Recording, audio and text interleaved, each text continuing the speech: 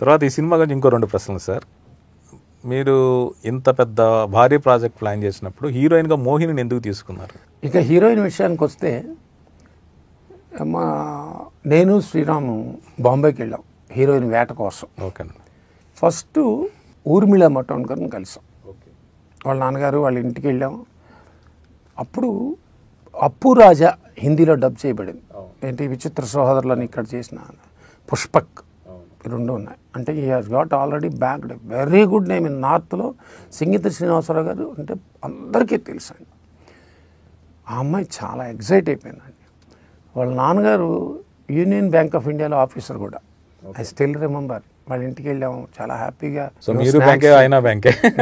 Snacks పెట్టి అన్నీ పెట్టి ఆయన కూడా అదే అన్నారు, మీరు బ్యాంకేనా sir, how come you are a producer అని కూడా అన్నాడు. ఆ అమ్మాయి ఎగ్జైట్ అయిపోయింది. ఆ అమ్మాయితో చేద్దామని అనుకున్నాం. దీనికి కారణం ఏంటంటే చాణక్య అని మలయాళం సినిమాలో అమ్మాయి కమల్ హాసన్ సినిమాలో చేసింది.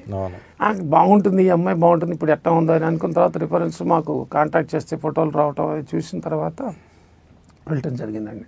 జరిగితే కలిసాం. అమ్మాయి ఎగ్జైట్ అయింది. నరసింహ అని సన్నీ డిఎల్ సినిమా జరుగుతుంది.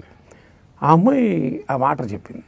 సరే వాళ్ళు అగ్రిమెంట్ వేసుకున్నారు సార్, 2 years అగ్రిమెంట్ వేసుకున్నారు. బట్ తెలుగు కాబట్టి ప్రాబ్లం ఉండకపోవచ్చు అండి.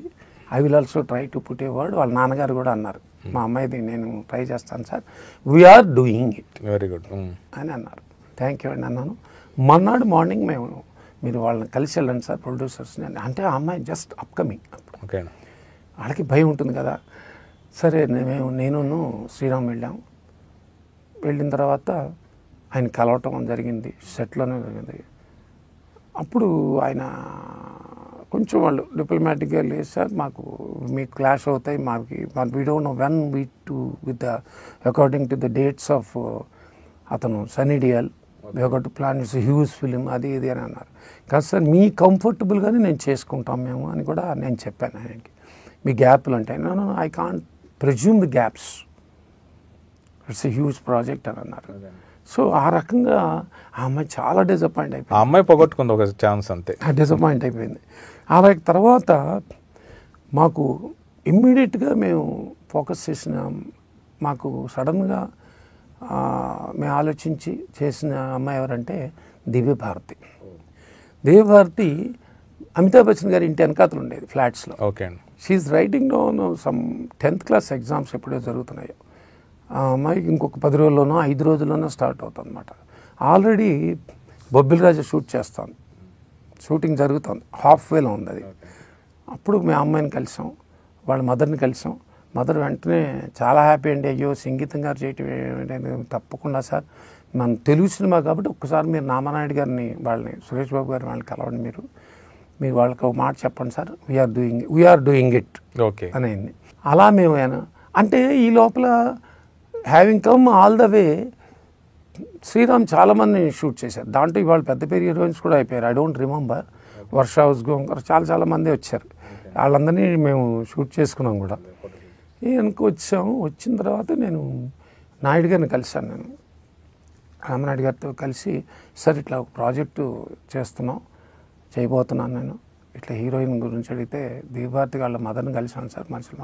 చాలా బాగుంది ఆ అమ్మాయి, సార్ చిన్నపిల్ల అయితే కాబట్టి పని చేయండి మీరు, నేను గోపాల్తో చెప్తాను, ఒక్కసారి మీరు 2 సాంగులు ఏవో చూడండి అయినవి.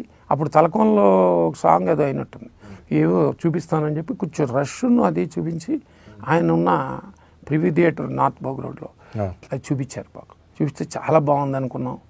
అది అయిన తర్వాత ఏమైందంటే ఆ షూటింగ్ మనం స్టార్ట్ చేద్దాం అనుకున్న టైంకి వాళ్ళ షూటింగ్లకి ప్లానింగ్కి తేడా వచ్చింది. ఓకే, ఆ తేడా వచ్చేటప్పటికి మేము ఇంకొక నెల వెయిట్ చేద్దాం. ఇప్పుడు హీరో గారి డేట్ ఇక్కడ, అవును, ఈ టైంలో ఇంకొంచెం నెల ఆ అమ్మాయి కోసం పోస్ట్ పోన్ చేద్దామా అనేంత ఇది కదా. అన్నట్లా మన ప్రాజెక్ట్ ఏంటంటే అండి, it's not a heroine orientation, heroine based, heroine such a got as greatest, ఆ అమ్మాయి క్యారెక్టర్ అయ్యో ఇటువంటి అమ్మాయి ఇలా చేస్తే ఇటువంటి అమ్మాయి దొరికితేనే ఈ సినిమా చేయగలం అనేది లేదు.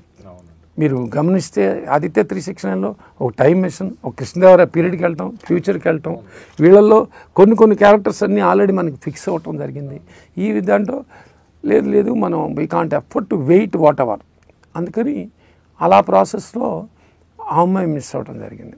ఇక మూడో విషయానికి వస్తే, ఈ కథ ఏదో మంచి కథ అని బాగా ఎగ్జైట్ అయిపోతున్నాడు అనగానే విజయశాంతి గారు నేను చేస్తానని చెప్పాను. ఆల్మోస్ట్ విజయశాంతి గారు చేయాల్సిన సినిమా ఇది.